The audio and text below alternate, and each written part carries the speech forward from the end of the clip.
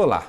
No Câmara Livre você sabe que toda semana a gente conversa sobre trajetórias de vida. E na nossa missão pública a gente quer, através dos nossos convidados, levar a você uma visão do mundo sobre os caminhos, as escolhas de cada um, seus desafios e os seus projetos pessoais para que a gente converse juntos aqui a partir do estúdio em multiplataforma, Rádio e TV Câmara Bauru, sobre as nossas andanças. E claro, os nossos pensamentos. Marcelo Roberto, nome composto, Afonso, filho, claro, de Salvador Adelino Afonso e da dona Cida, chamada de Fia. Quem passa na rua José Bonifácio certamente conhece no Jardim Godoy a família Afonso, tá certo? Exatamente, certíssimo. É nascido e criado em Bauru, como foi lido aí, e também morando na mesma rua. Minha mãe hoje ainda, graças a Deus, está viva. Meu pai, todos sabem que faleceu em 2012, né? 2012. E moro na rua José Bonifácio, na quadra 20, e minha mãe na quadra 21, onde eu nasci, né? Fui criado. Quantos mandatos seu pai foi vereador? 6 mandatos. 6 mandatos. Você via quando menino, pequenininho, você é o caçula aqui, você sabia, seu pai já estava na vida pública, tinha lá, era empresário, mercado, gás, a gente vai falar um pouco sobre cada coisa disso. Tá. Mas o que você via aqui, do lado de cá da Câmara que você conhece agora? Aqui, Quando era molecão. dentro da 12, Câmara. 13, não, o que você sabia daqui? Você vinha aqui de vez em quando, porque não tinha TV. Nós estamos falando aqui de 25 anos da TV, ele está lá atrás. Ó. Está lá atrás, exatamente. Então, o primeiro contato político do meu pai foi em 1982. Nós tínhamos mercado no Jardim Godoy, nessa época já, ali na rua João Batini também, que é paralela à rua José Bonifácio, aonde o Purini, né? Roberto Purini e o Tidei de Lima foi até o mercado. Meu pai, eu era criança, tinha 10 anos na época, e fez o convite pro meu pai para entrar na política. Aonde que despertou. Comerciante de bairro, conhecido, conversar com todo mundo, justamente, pitinho na boca. Na verdade, Nelson, meu pai não fumava, viu? Depois de que virou essa... Mas a gente marca ele com aí cigarrinho. ficou nesse cigarro de palha aí que ficou marcado, né? Então, nessa época ele não fumava, não. Mas aí foi o primeiro contato político. Eu fui criado praticamente dentro do supermercado, desde criança, né? Após meu pai e minha mãe vir para Bauru, que eles também eram da região de Avaí, ali de Araribá. Meu pai e minha mãe também tinham uma venda lá, tocaram lá 1 ano, e foi quando meu pai teve sempre esse espírito de empreendedor, né? Ele e minha mãe, onde viu essa oportunidade de estar mudando aqui em Bauru, na região ali de Jardim Godoy, na região norte da cidade, que estava começando, aonde ele comprou um lote ali, fez esse supermercado, uma mercearia, e aí tudo começou. Tá, mas você era molequinho, trabalhava na rua lá, brincava, tal, tava no supermercado, depois foi pro gás logo em seguida, mas entre lá vai 12, 13, 14 anos, bem moleque. Você acompanhava aqui alguma coisa? Não? Sabia que seu pai era vereador, ficava mais à distância? O que você lembra desse período? Na verdade, a tecnologia não existia como hoje, né? Então, acompanhava sim. E todo momento de história de campanha do meu pai, nós acompanhávamos. Meu pai nunca foi muito de falar, né? Mas ele sempre foi abençoado como empreendedor, né? Então, ele teve sempre esse espírito. E eu ficava sempre preocupado, nossa, o que será que o meu pai vai falar? Né? Ele tinha essa dificuldade de oratória, né? E pela simplicidade dele, mas uma pessoa de sucesso, onde chegou. Foi até bom tocar nesse assunto, que eu sempre admirava isso no meu pai e na minha mãe, né? Meu pai com 4º ano primário, e ele fez um patrimônio mais de 6 milhões de reais, né, na cidade aqui, né, trabalhando honestamente. Então, eu ficava sempre preocupado, né? Então, tudo tem uma consequência, né? Tudo que eu vi aqui naquela época, a gente está tentando implantar agora. E também posso dizer que eu tenho oportunidade hoje com meus filhos, né, de dar sequência para a 3ª geração. Mas o contato era esse sim, desde 82, por sinal também foi 6 anos o primeiro mandato, né? E me lembro quando meu pai ganhou a eleição, quando abriu as urnas ali da região do Jardim Godoy, ainda tinha meu avô vivo, né? Meu avô era português nato. E eu me lembro que ele foi na casa do meu pai, as urnas abrindo, não tinha voto nenhum, aí de repente explodiu. Meu pai foi o 3º mais votado. Era né? no papel, Era morava no papel. lá no colégio da USP, lembra? Isso aí, eu me lembro nitidamente todas as eleições que era contada no papel. Aí a gente espalhava dentro do ginásio e falou assim, ó, fica lá na região norte, a hora que começar a abrir, passa. Ali já saía eleito dali. O caderninho na mão, só manda o voto. Na mão. Então, assim, a gente sim, claro, teve essa percepção, como eu quanto meu irmão, né? sempre acompanhando meu pai nessas histórias, né? E minha mãe também. Agora, você está experimentando uma coisa que poucos cidadãos experimentam no dia a dia. Você jovem, lá preocupado, lógico, com a Isso. imagem do pai, seu pai, poxa, Claro. tá na vida pública, poderia estar no empresariado, qualquer Com coisa. certeza. Todo mundo que é exposto como figura pública, né? Está vendo agora como é passar por essa responsabilidade, fica lá, ainda mais os filhos. Aí o povo lá, seu pai era um cara que atendia o povão no dia a dia, a gente sabia disso. Você viu esse perfil nisso? O pessoal vai na casa, não vai? Vai. Aquela época era muito... Bate na porta, né? Hoje tem essa comparação, sim, Nelson. Eu tô aqui com experiência na prática, né, como vereador, mas naquela época o meu pai era muito assistencialista, e minha mãe, né? Como era pioneiro no bairro, as leis eram diferentes, né? Ô, seu Salvador, lá Isso. vazou lá em casa, lá o DAI não passou a arrumar ainda. Só, Salvador, morreu um parente aqui meu e tal, tem como ajudar? Aí naquela época eu poderia mandar caminhão. Quantos enterros eu e meu irmão não levou, né? Então tinha toda essa situação diferente que é de hoje. Então, o apoio lá da família. Era o apoio da família, né? E era natural, né? Bater na minha casa de madrugada. E uma coisa que eu sempre prestei atenção no meu pai, que a gente procura fazer até hoje, é que quando alguém procurava meu pai, ele nunca atendeu do portão. Ele sempre levou a pessoa dentro da casa, né? Para conversar. Então isso ficou marcado, né? Entendi. Eu acho que é um legado que hoje a gente pode ser usado nessa responsabilidade, que nunca atendeu ninguém pelo portão, sim, sempre dentro da casa. Tem um monte de curiosidade normal, a gente vai desse programa conversando com você, como se estivesse na sala da sua casa. Isso aí. Você acompanhava isso do lado de lá. E agora a imagem sua do lado de cá, agora como vereador, para a gente fazer um pulo, depois a gente volta de novo. As pessoas procuram o vereador para tudo quanto é coisa. Agora está no celular aqui. A gente estava gravando aqui com o Marcelo e o celular não parava de tocar. Normal do dia a dia. Como que você lida com isso? Não, eu vejo assim que teve muita diferença desse momento atual e do passado, né, da gestão quando meu pai esteve aqui na Câmara. O último mandato do meu pai foi em 2008, terminando 2008. Então ele era muito assistencialista, era a característica do meu pai. E como até 2008 ele sempre atuou como vereador, então tinha a situação de ir na casa do meu pai. Hoje eu moro no mesmo local, muitos eleitores do meu pai já estão velhos também, às vezes não votam mais, né? Tem os filhos que não estão mais lá no bairro, estão espalhados pela cidade. Tanto é que a minha votação, na verdade, esse histórico é de 2008, eu vim entrar, né, na política mesmo, ganhando uma eleição, foi agora em 2020, então um espaço muito grande, né? Mas quando você foi candidato a primeira vez? Em 2012. 2012. Após o falecimento do meu pai. Entendi. Aí, voltando nesse cenário, então a gente vê uma distância, né, de geração, né, e de tempo, né? Então hoje eu não tenho muita procura na minha residência, né? Até porque eu sou ativo muito em rede social, estou todo dia na rua, hoje eu não estou empreendendo mais, então eu estou dedicando meu tempo 100%. Então eu prefiro até ir à pessoa, né? Ia fazer um atendimento pessoal, então esse é o meu perfil. Mas claro, todo local que eu vou, você é filho do Salvador, aí conta aquela história, todo momento tem essa situação. Natural. Você entrou na política então, porque você já foi pegando gosto, vendo o dia a dia, não? Surgiu como a sua... Não, 2012 eu vou entrar na eleição e vou participar disso. Meu pai, o último mandato, como nós falamos aqui, foi em 2008, ele já começou a ficar doente, né?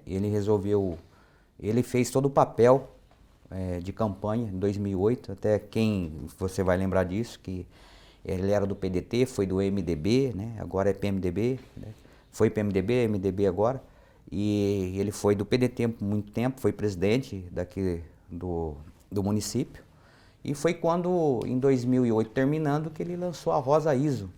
Não sei se você está lembrado disso, ele tinha até papelzinho, e foi a primeira eleição do Fabiano Mariano, né?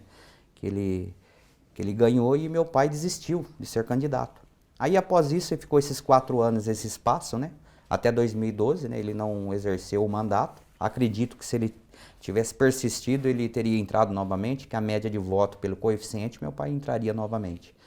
E por infelicidade, né? Deus sabe todas as coisas, ele veio a falecer. Aí é onde me despertou, falei assim, independente da situação financeira, do descompasso financeiro que houve dentro das empresas da minha família, falei assim, eu não posso deixar esse legado apagar. Foi na onde que eu já estava afiliado no PDT, aí fui para o PMDB, sabia que o Rodrigo Agostinho ia ter uma votação expressiva, que poderia sim contribuir com 4 cadeiras.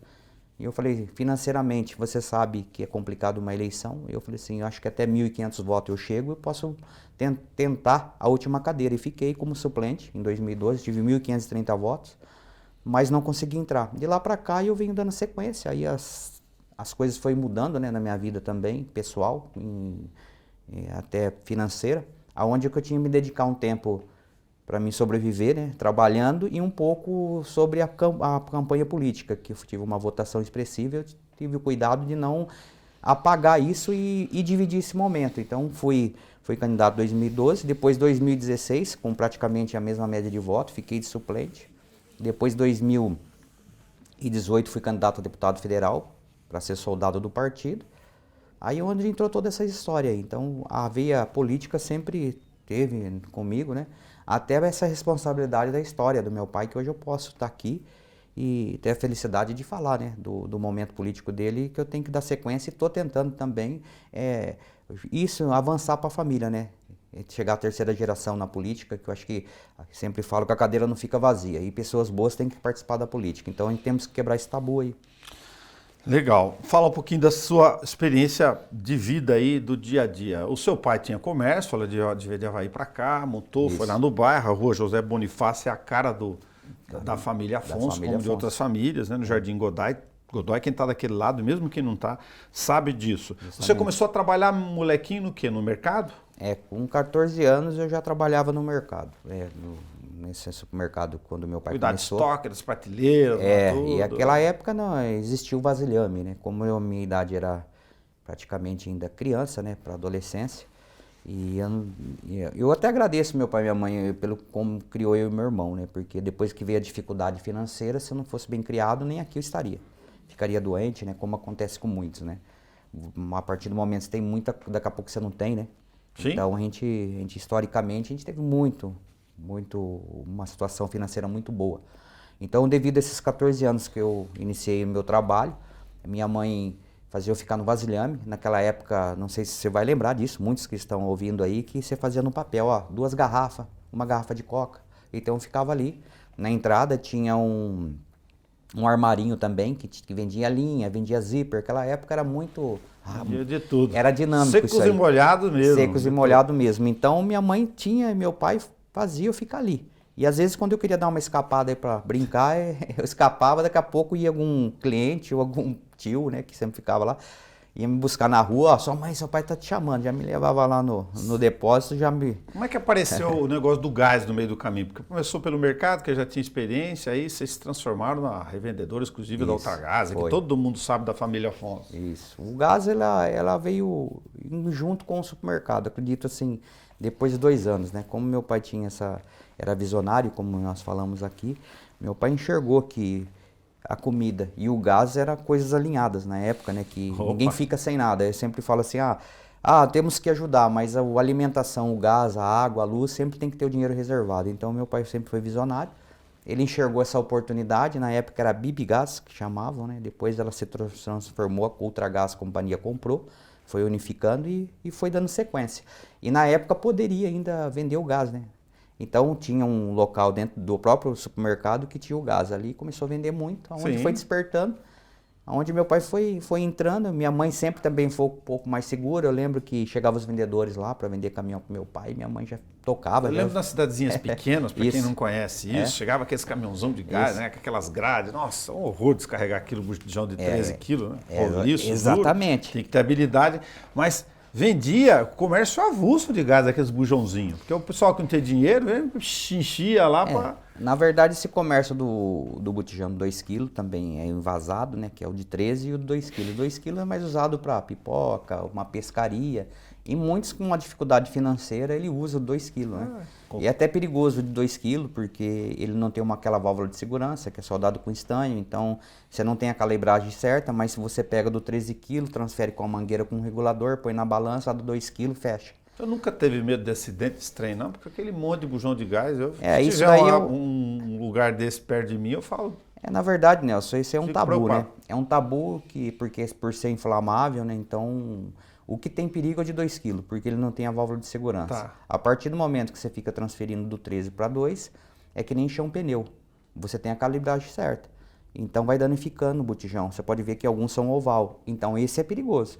Que geralmente até no pátio da empresa, quando já era uma empresa grande, Ficar os casquinhos lá. Estourava porque não tem aonde sair a vazão, ele vai estufando, todo mundo vai enchendo de qualquer jeito, o vasilhame vai danificando, você não tem um controle disso. Se tiver acidente é do pequenininho. Então. E o 13 kg ele não tem perigo. O problema do 13 kg, quando você põe um botijão 13 kg, hoje é proibido por lei, por dentro da casa. Geralmente ele põe a mangueira atrás do fogão. Isso, a mangueira estoura, né? Por causa do aquecimento do forno. Por isso que tem que ser para fora. E geralmente não tem essa regra de 1,5 m, porque o gás, o GLP, ele é mais pesado que o ar. Tá. Se ele vaza, ele vai 1,5 m, ele vai no ralo. Então, nem 1 kg de gás, ele se transforma a 15 kg, entendeu? Por isso que deu aquela explosão em Osasco. Então, sim. Então, o perigo do gás é esse, né? E, na verdade, também, o gás de cozinha, ele não tem cheiro. Tem que ter lugar para dissipar. Aquele cheiro que você sente do GLP, o gás de cozinha, chama mercaptan. É uma essência que é colocada para você detectar que está vazando, senão você nem sabe. É uma medida de segurança, então. Medida de segurança. Você liga uma lâmpada na sua casa, se está vazando o gás e está concentrado ali o gás, ele explode. Então é por isso que tem aquele cheiro. Mas o GLP em si não tem esse cheiro. Legal. Para quem não acompanhou, a área de gás, de logística, de mercado da família Afonso aqui atendeu, era exclusivo da Ultragaz, como a gente já comentou na época, mas chegar a ter 70 caminhões na época era bastante. Coisa de monstro mesmo. E voltando um pouco, depois do supermercado, aí ali na Alameda Flor do Amor, que todos conhecem, tem um supermercado super bom, ali também foi propriedade, nós que construímos. O meu irmão são 5 anos mais velho que eu, ele acompanhou a construção, né, como mestre de obra. Sempre foi assim, né? Tá. E ali foi inaugurado em 93 o supermercado, foi o primeiro supermercado com a ter auto-cheque de preenchimento, né? Então era o mais moderno do interior, 1.200 metros quadrados, né? E ainda era alinhado junto com o Confiança, né? Que o Jade inaugurou na Campos Sales e nós inauguramos ali no Jardim, fica aí ali no nesse Geraldo. canto aí que a gente fica no canto de cá. Então hoje você vê a rede Confiança aí, ele prosperou, né? Aí você pega que nem tinha meu pai, tinha o Jerônimo do Econômico, o irmão dele, tinha o Confiança, mas esse destaque aí, a rede Santo Antônio que era maior. Mas é bom frisar. Vocês tinham logística de transporte, logística, empresa de peças de gás, isso, venda de gás a granel, justamente, e a transportadora Afonso. Transportadora Afonso. 4 empresas aqui. 4 empresas aí, fora a fazenda, né? Que sim. Teve a oportunidade de ter 2 fazendas, né? Para criação só de vaca, no estado de Tocantins. E no supermercado, como voltando um pouco, foi o primeiro, né, com tecnologia avançada, né, em 93, né, com auto-cheque e tudo mais. E também tinha a frota do supermercado, que eu não estou pondo na conta aí, né. Sim, na questão mesmo que você frisou aí da transportadora, era 70. Só, né, do gás aqui. Só do gás. Aí nós tínhamos as carretas, né, que dava mais de 22, né, que nós também fazia a transferência do gás granel, que é uns tubão, que a gente prestava ter serviço para a Transultra, que era um braço da Ultragaz, por isso que tinha transportadora. A gente não vai falar de política hoje aqui, mas é natural comentar com o Marcelo um parêntese aqui. Por isso é que o Marcelo, quando vai fazer as contas aqui da coisa do governo, ele fica aflito, como a gente do dia a dia, fala, pô, mas pega os caminhões do lixo da Indúbia, aí vai andar para cá, vai pagar pedágio, não sei o quê. Por que não põe a carreta maior, o transbordo no meio para dividir custo, reduzir insumo? Porque o custo de manutenção disso tem que ter muito maior. Um negócio organizado, senão não vira. E isso na prática existe até hoje, né? Que nem quando nós fomos ali para a região da Rua Venezuela, onde passando ali, você vai para Gastão Vidigal, ali na Praça da Hípica, você vê ali onde é do barracão hoje, e ali era nosso também, aquele espaço, e ali que era a filial maior. E ali que ficava toda a logística de transbordo, que a gente fala no gás. Então a gente tinha carretas em Paulínia, que a gente buscava lá, e tinha cavalos aqui, então... Cavalo é o veículo que tem menor capacidade de carga. Onde arrasta a carreta. Isso. Então esse transbordo aí é importante, porque a carreta ficava aqui enchendo, um caminhão, que é o cavalo, ficava para 3 carretas, 3 gaiolas, que a gente chama gaiolas, né? Porque era grades. Cavalo é o... Então aí essa carreta, uma ficava aqui parada na plataforma, uma sempre em trânsito e uma pronta lá em Paulínia. Então você tinha 3 gaiolas para um cavalo, que é um caminhão, e para 2 motoristas. Então não parava. Ociosidade zero aí, porque você fica então com não o cavalo parava. Rodando, pegando já estava pronto. Uma em trânsito, uma uma carregando, uma pronta. Então não parava, era por isso que tinha essa logística. Então, para atender a nossa necessidade como distribuidor e também atender a necessidade da companhia Ultragás, que nós fazíamos a região aqui para ela. Então, você tinha que ter um giro muito grande para você ver, transformar em tonelada. A gente vendia mais ou menos 650 toneladas no envasado, que é o botijão de 13 quilos na sua casa, que Sim. passava de 21 mil bujão por mês, né? Então, para você ver o giro. Então, a gente transportava por dia, no mínimo, 2 mil por 13, que é o de cozinha, fora o industrial, entendeu? Aí o pessoal pega 12 caminhãozinhos aí. Isso. Desculpa, eu estou falando caminhãozinho no sentido de provocação positiva, tá? Pega 12, 15 caminhões aí para fazer a coleta de lixo do dia a dia. Não tem controle para manutenção Isso, não tem preventiva, nada, corretiva. Os caras, enfim, podem dar pau no caminhão lá, ele quebrar mais rápido, porque eu uso direto. Vai, não tem tem como, 70 para gerenciar para ver se não andar certinho. Não aguenta, né? Se não tiver uma programação, né, de horário e de cronograma, nenhum, pode ser o caminhão mais novo que existe. Não vai dar conta, né? Porque você não tem só, você tem também o tempo, né, que você tem que pôr, né, do motorista, né? Você tem que agregar o pneu, você tem que A agregar vida útil disso, a vida útil, você levar tem que na agregar ponta do lápis. você tem que fazer toda a logística para sincronizar, para você ter uma economia e eficiência, né? Se não, se Entendeu? não tiver esse controle bem certinho, eu ia jogar dinheiro fora, aí Jogar quebra dinheiro mesmo. fora. Não tem condições, né? Não consegue. Então, a logística é muito importante, né, dentro de uma transportadora, né? Você já deve ter olhado o mapa lá das rotas do lixo, aí olha, Já. para esse caminhão aí já trocou o pneu careca, vou parar do motor, falar, não vai funcionar Aí isso aqui. dentro disso que você está me falando, e dá para a gente dar um exemplo. Nós tínhamos um trabalho que era porta a porta, hoje você não tem mais, né? Até a estrutura custa muito caro, até devido ao tempo que nós tínhamos de revenda na Para de cidade. ter aqueles veículos menorzinhos, passar Os o verdes gás, dá o vernozinhos, gás. Antigamente eram os caminhões 3/4. Hoje Aqui, você vê. aqui na nossa Senhora de Fato, as coisas ainda tem, no bairro seu lá não tem? Porque Não, tem, então, tem mas- umas empresas ali perto. Mas é um trabalho diferente ainda, né? Não Tá. é mais como o nosso, né? No passado. O nosso era caminhão 3/4, né? Não era utilitário, hoje é utilitário. Isso. E também vai mudando o mercado, né? Então você não tem necessidade também de ter caminhões grandes mais. Claro. E até hoje o custo é menor com o utilitário, mas só com as condições hoje de alimentação mudou. Você tem muito restaurante, você tem forno, né? Então você mudou a sua característica, você almoça fora. Então antigamente você saía com um caminhão 3/4, cabia 80 botijão lá, você vendia tudo, entendeu? Agora falar de uma outra coisa que é interessantíssima aqui. Você aprende mercado, aprende comércio, aprende estoque, aprende a lidar com custos, planilhas, aí vai para a área de transporte, essa questão de gente. Olha quanta gente tem lidando com isso aqui, né? Um custo gigantesco operacional, de estoque, de novo, revenda, logística, mapas de rotas e tal. E de repente aparece fazenda no meio do caminho. Aquela área gigantesca, o Tocantins, a perder de vista, tá? Para você botar umas cabeças de gado lá. É uma outra história. Como é que apareceu o gado no meio do caminho aqui? O gado aí apareceu por causa do meu pai mesmo, né? Ele Como gostava? Ele já vem da família do meu pai, quanto do meu avô, já tinha sítio aqui, né? Na região de Avaí, perto de Abararibá. E minha família da minha avó, da minha bisavó, né? Também tinha, né? Eram vizinhos de sítio, então meu pai foi criado nesse clima aí, né? Aí quando foi que despertou o empreendedorismo do meu pai, visionário, né? Porque minha bisavó tinha vários filhos. O meu avô também tinha vários filhos. Aí meu pai falou, se eu ficar aqui na roça, eu não vou ficar na roça mesmo, eu vou ficar sem nada, né?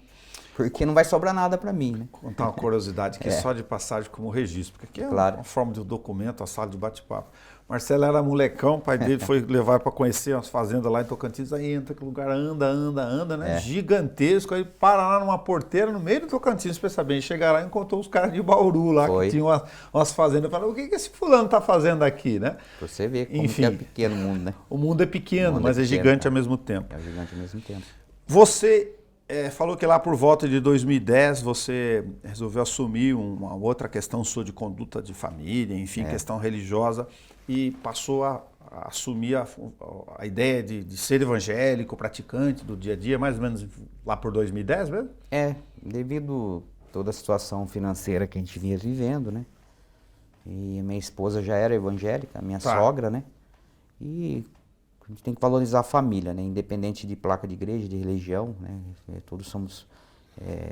eu acho que a conduta da família é o mais importante. Então, aonde que eu tive que parar um pouco, né? Tudo que vinha acontecendo.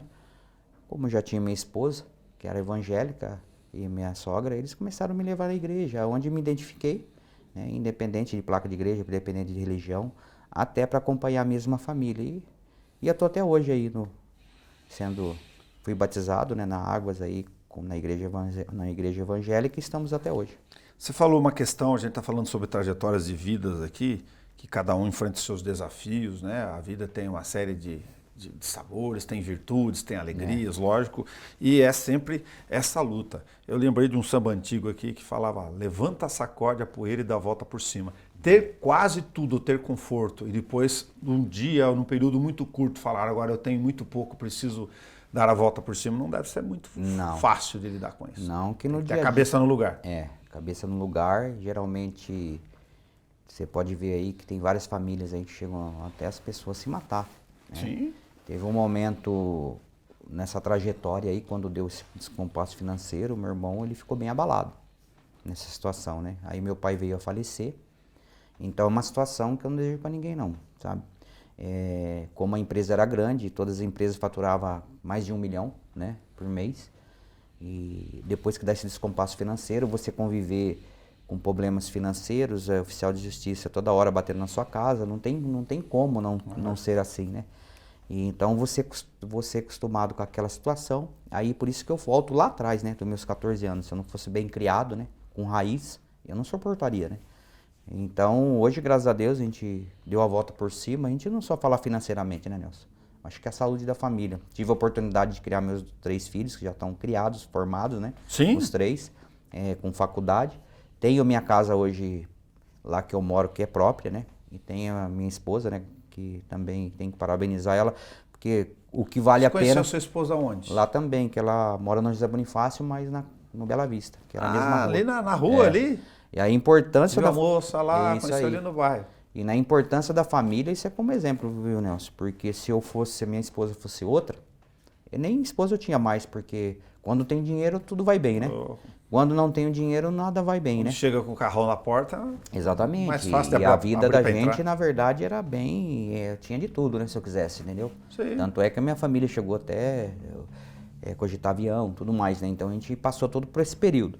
Então, assim, eu só agradeço a Deus, né, por ter essa minha família que eu tenho, né, conseguir formar meus filhos, né, depois de toda essa dificuldade. Tenho a esposa que eu tenho, porque foi a base, né, porque nem esposa senão era para me ter. Você é jovem, aniversário, você casou com que idade? Eu casei com 19 anos, né. 19? 19 para 20. Casou por isso que eu tenho a minha filha. de tudo. Por isso que eu tenho minha filha e a Marcela, que você já conhece, que sempre está aqui na casa, que tem quase 30 anos, já é casada também. Sim. Né? Então, essa que é a história. Você já é avô? Ainda não. Ainda não? Ainda não, mas tô aí, querendo. Ó, Marcela, João Vitor e Roberto, 29, 26, 23. A próxima vez que tu for gravar com ele... Tem que ter o neto, né? E a minha mãe ainda tá viva para ter Minha mãe já tem uma bisneta que é do filho do meu irmão, né, mais velho. E a dona Cida, a Fia? Como é que a Fia tocar o barco disso tudo? Porque a mãe tá ali do lado, né? Dando amparo, vendo, de repente você tem tudo, aí vê os filhos lá sofrendo, agora o pai foi embora... Não foi fácil para ninguém, né? Ainda considero que Deus ainda é muito bom, né? Deus sabe todas as coisas. Minha mãe ainda tem a sua aposentadoria. Aí teve a aposentadoria do meu pai, onde deu aquele equilíbrio, né? E ainda sobrou algumas coisas, porque quando você tem um descompasso financeiro, quando envolve falência, primeira coisa vai no patrimônio, vai no que está nos nomes, né? Então ainda hoje minha mãe também tem a sua casa própria, tem a aposentadoria, né? E é onde que teve o equilíbrio, que deu para ajudar um pouco também, e a gente se virou bem também nessa situação. Mas a minha mãe, graças a Deus, hoje é a referência, né? Da minha família, né? Que minha mãe tá lá no mesmo local, tem a vida dela lá, tá com 76 anos, né? Tá forte, né? Só tenho a agradecer a Deus, né? Eu não tive a oportunidade, meu pai me ver aqui na Câmara Municipal, mas a minha mãe tá aí, tá vendo, né? E tá tendo essa... Quando você dava uns bicudão lá nos campinhos do Godoy, você já brincava no gol? Não, então, eu era meia direita, Nelson. Meia direita e virou goleiro? Virei goleiro, porque eu fiz um tempinho no Noroeste, né? Depois até fiz um teste no São Paulo, tinha uma escolinha em Sorocaba, mas como naquela época a situação do futebol não era como hoje, né? E como meu pai e minha mãe... chamar, tem que trabalhar. É isso aí que... Pode brincar de bola, mas tem que trabalhar. Aí como eu tinha essa criação, meu pai e minha mãe sempre exigiu eu trabalhar, então esse é o fora do foco, o futebol, né? Mas sempre jogando, né? Aí onde eu operei os 2 joelhos, o ligamento cruzado, Primeiro estourei o direito, depois estourei o esquerdo. Aí é onde que eu falei, sabe de uma coisa? Você chegou a jogar amador, várzea aqui, campão? Não, amador nunca joguei, até por tempo mesmo, não foi falta de convite não, né? Mas assim, sempre joguei à noite, né? 2 vezes por semana, agora que eu dou uma segurada. Aí eu operei joelho, aí eu falei, sabe de uma coisa? Eu vou brincar no gol, né? Que no gol todo mundo chama, não tem goleiro hoje, né? Boa. Então, falei assim, vamos brincar no gol e deu certo também. O meu irmão já era goleiro, sempre foi goleiro. Para quem já conviveu com fazenda, tal, gado, essas coisas, você gosta de pescar? Gosto de pescar. Hoje eu tenho um grupo de amigos que, pelo menos 2 vezes por ano, a gente está indo pescar. Meu pai também já gostava, né? Muito de pescar. Sim. Meu pai, mas só que a pescaria do meu pai já é diferente que a de hoje. Eu ia com meu pai quando era criança para Mato Grosso, mas daquele jeito lá eu não gostava não, sabe? Marcelo, no jornalismo a gente tem uma expressão que a gente chama assim, que todo comunicador cria, não só comunicador, mas no jornalismo a gente fala que cria bordão, né? Aquela frase que te identifica. Quem está conhecendo o Marcelo Afonso, o vereador, já sabe. Então eu não vou perguntar da frase, mas perguntar o seguinte, de onde surgiu, aspas, ninguém faz nada sozinho? Nelson, é uma questão mesmo que você começa a enxergar, tudo na prática é diferente, né? Você estando pro lado de fora e quando você começa a sentir toda a situação na prática, na política, ninguém faz nada sozinho. Todos sabem que a Suelen, a prefeita hoje, em 2020, em 2019, nós já andávamos junto, né? Fazendo toda a estratégia política, toda a filiação para vereadores. Fazer um parênteses, não andava junto não. Quem criou a estratégia toda de logística foi você. Não tinha nada da estrutura lá atrás. Não tinha. É até um exemplo assim que pode se dizer que eu não gosto de subestimar ninguém nem de falar de mim, né? Às vezes, amanhã ou depois, vai ter a história, todo mundo vai ver a história e vai falar da história, né? Como hoje nós estamos aqui contando uma história. Claro. É verdade. E em 2019, quando eu conheci a Suelen, até no primeiro momento, quando eu conversei com ela, eu até falei assim, você ficou primeiro suplente em 2018 para deputado estadual. Se você tivesse um grupo, mesmo que seja pequeno, você estaria eleita, porque a diferença foi muito pouca, né, do ex-prefeito de Santos, que na época foi o primeiro deputado estadual do Patriota, né? Então eu falei para ela, se você tivesse um grupo como o nosso, mesmo que fosse pequeno, eu acredito que você teria chegado, né? E devido à fusão do PRP, que eu estava com o Patriota, né, nós se conhecemos aí. Aí devido a todo esse período que andamos juntos, e depois, quando ela ganhou, teve toda aquela situação mesmo de glamour, né? Porque uma moça nova, uma negra, uma mulher. Eu vi que deu um distanciamento.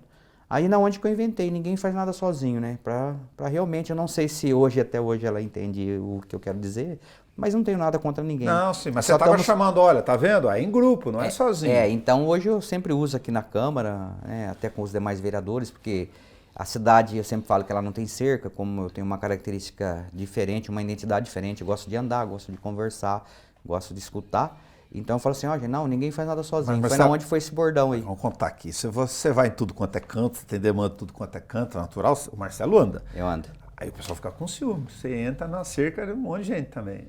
Então, e você sabe, né? A cidade não tem cerca, você tem toda a razão. Não tem cerca. Então, como eu ando muito, e eu tenho essa preocupação sempre de registrar onde eu estou, chega até a encher o saco, né? Principalmente na rede social. Eu não estou muito preocupado em engajamento.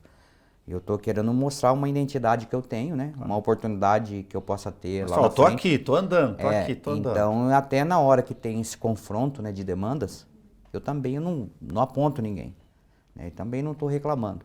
A hora que chega um confronto de demandas, eu tenho documentos, eu tenho na rede social, eu tenho tudo gravado. Então eu falei assim, não, realmente eu também fui. Mas eu fui lá falar do meu, não estou agredindo ninguém. Então dá esse confronto sim, né? Porque lógico que várias das coisas saem por causa do esforço de mais de um. Mais de um, por isso que ninguém faz nada sozinho, né? Boa. Então é isso aí. E o outro bordão? O trabalho não para. É por causa disso que você está correndo, vai, não para? O trabalho não para é justamente já para emendar o ninguém faz nada sozinho. Se você trabalhar todo dia, o resultado já é devagar, mas se você insistir e falar todo dia, por isso que eu falo, o trabalho não para. Então, como eu estou aqui agora, daqui a pouco eu vou estar ali, daqui a pouco eu vou estar em outra região, Então eu sempre falo, ó, como o trabalho não para e ninguém faz nada sozinho, por isso que estamos aqui hoje. Como o trabalho não para e ninguém faz nada sozinho, a prefeita candidata a deputada lá no Patriota, começando, ela tinha imagem conhecida, né? Apresentadora de TV, né? A gente fica aqui, fala colar, sai nos lugares, as pessoas sabem. Vai na feira, na farmácia, as pessoas identificam, aquele fulano, aquela fulana. Jovem, negra, evangélica, né? Boa comunicadora. Opa, mas espera lá, mas de logística, de transporte, de campanha, de andar, não sabia nada. Você pegou ela aí ia no semáforo da mesma avenida. Vamos de manhã e vamos de tarde, vamos gravar, que parece que a gente foi 4 vezes. Era isso mesmo? Tanto é que depois tentaram copiar, mas não deu tempo, né? Justamente, como a situação, o recurso financeiro era pequeno, né? Nós andamos aí na eleição de 2020. Tem que dar ideia de volume, é uma estratégia. Tem que dar ideia de volume. Aí é onde que eu falei assim, vamos fazer o seguinte, de manhã Rodrigues Alves, à tarde no final dela, aí no meio-dia em outra avenida, e vamos fazendo essa rodada aí de logística. E vai parecer que você está em todo lugar que nós estamos cheios de material. Então, onde deu tudo certo, né, Nelson? Aí eu falei assim, agora nós temos que fazer uma música para emplacar. Jingle. Eu falei assim, ó, tudo isso que nós estamos parando no semáforo, de 20 carros parados aqui, fala que 15 vai votar, não tem como, já pegou. Se a pesquisa for do semáforo, bora. Aí você pega lá atrás, que a gente conversou, falei, você teve 16 mil votos em Bauru, para deputado estadual, você já tem 9%. Independente, se você chegar a 17, essa foi a conta. Tá no segundo turno. Você está no segundo turno, então vamos emplacar isso aí. A sua dicção é boa, a sua popularidade é boa. Então foi uma estratégia até... Mas não acreditava muito não, né, no começo. Não, aí nós tivemos aí várias reuniões, né, internas, né, inclusive com o Raul, na época o Clemente, os nomes mais cogitados. E onde sentava para definir, todo mundo querendo a Sueli como vice. Claro. Aí eu sempre estragava, né. Perfil e terceira via, assim, perfil e terceira via, tava ali. Falei, não, por que nós vamos ser vice? Então vai ser vice dela. Aí acabava a conversa. E foi sustentando, então a coisa pegou força. Aí foi aquela lá, a mulher disparou e disparou de verdade, né? Sim. Então são momentos aí que tá na história, né? Cada eleição é uma estratégia, eu não tenho a melhor estratégia, acho que nem você, nem ninguém aqui, mas a gente adota uma estratégia. Lá na frente a gente vê o seu resultado, vai ser que nem o meu resultado como hoje na prática, como vereador, eu sempre falo assim, eu tento fazer o meu melhor. Hoje eu não estou empreendendo. Outro bordão só podia ser, mas é quase uma frase de efeito, é política de resultado. Eu já sempre estou falando isso, né? E tem outras frases que eu venho falando também, né? Então, eu já sempre falo, porque a política ela tem que trazer resultado. Então, quando traz resultado, nós viemos aqui para agradecer. Então, estou usando isso aí já, né? Então, são coisas, detalhezinhos, né? Que a gente vem tentando, né? Criar essa identidade, né? Que realmente o resultado não possa vir, mas realmente você está na rua, você está trabalhando, né? Atendendo, não estou com medo de se expor, né? Porque tem também as críticas.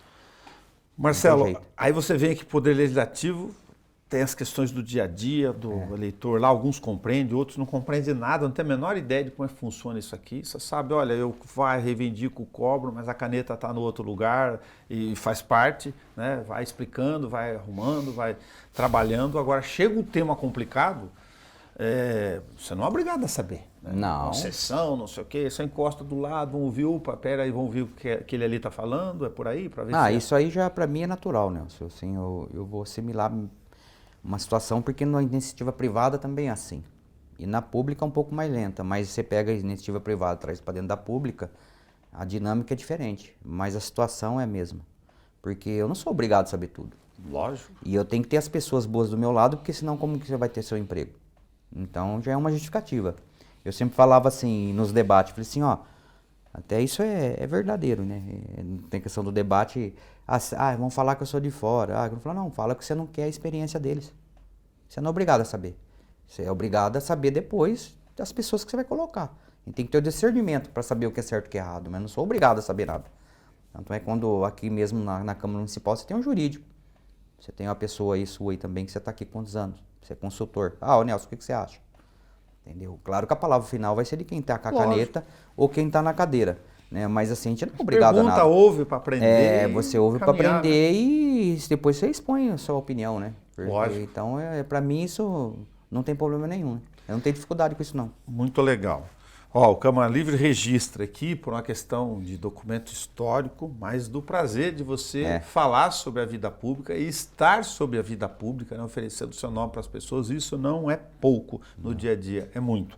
Hoje a gente conversou uns 25 anos da TV Câmara, né, nessa história aqui de registro da nossa história, lógico, documental, com Marcelo Roberto Afonso. Eu tive o prazer há 25 anos de conversar com o pai, agora com o filho e vida que segue. Exatamente, e até para registrar aí, meu nome é Marcelo Roberto Afonso. A minha filha mais velha chama Marcela e a mais nova Roberta, então não é por acaso também não. Ele é pai da Marcela com 29, o João Vitor 26, a Roberta com 23. Isso aí. Marcelo Roberto Afonso, muito obrigado. Se eu não deixei você falar alguma coisa, por favor, fique à vontade. Não vai faltar oportunidade também, né? O trabalho não para nessa. Estamos sempre conversando aqui. É isso aí. Deus Obrigado. abençoe. Obrigado a você. Até o nosso próximo encontro, é isso. O papel público de registrar a vida pública e levar até você. Até o nosso próximo Câmara Livre.